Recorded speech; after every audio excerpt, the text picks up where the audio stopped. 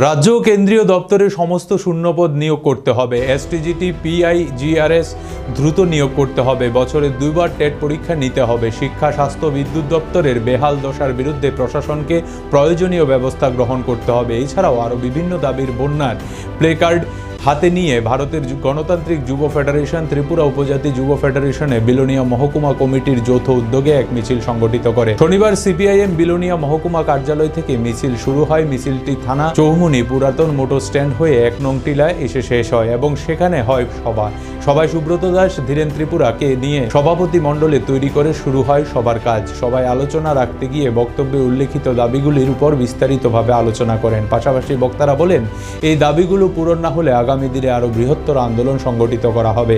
এই দিনের বামপন্থী যুব সংগঠনের উদ্যোগে মিছিল ও সভায় উপস্থিত ছিলেন ভারতের গণতান্ত্রিক যুব ফেডারেশনের রাজ্য কমিটির সম্পাদক নবারুণ দেব, মহকুমা সম্পাদক মধুসূদন দত্ত, সিপিআইএম বিলোনিয়া মহকুমা সম্পাদক তাপস দত্ত, রাজ্য কমিটির সদস্য বিধায়ক দীপঙ্কর সেন সহ অন্যান্য পদাধিকারীগণ।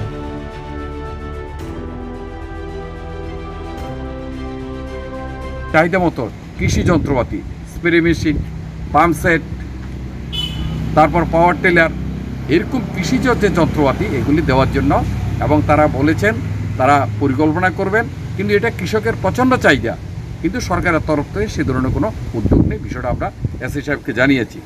উন্নত মানের বীজ, সার, বীজ, বিশেষ করে তরমুজ বীজ, আপনারা জানেন তরমুজ হচ্ছে রাজ্যের মধ্যে একটা অন্যতম এগ্রি সাবডিভিশন।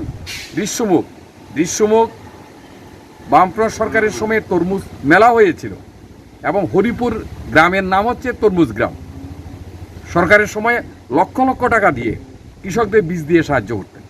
তাতে দেখা গেছে গত 6-4.5 বছরের মধ্যে এসএ সাহেবকে আমাদের বলেছিলেন আমরা সেই ধরনের কৃষকদেরকে সাহায্য করতে পারিনি, কি বীজের দিক থেকে কি সার ওষুধের দিক থেকে। এটা যাতে সার ওষুধ দেওয়া হয়, বীজ যাতে কৃষকদের যাতে বিনামূল্যে দেওয়া হয়, আমরা এটা দাবি করেছি।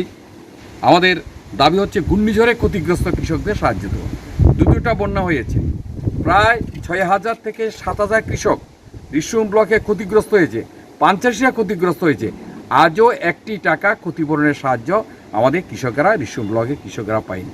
উনি বলেছেন মিথিলি একটা যে ঘূর্ণিঝড় হয়েছে এটার প্রসেসিং আজকে থেকে চলছে, কোথায় পাবে কিনা জানি না।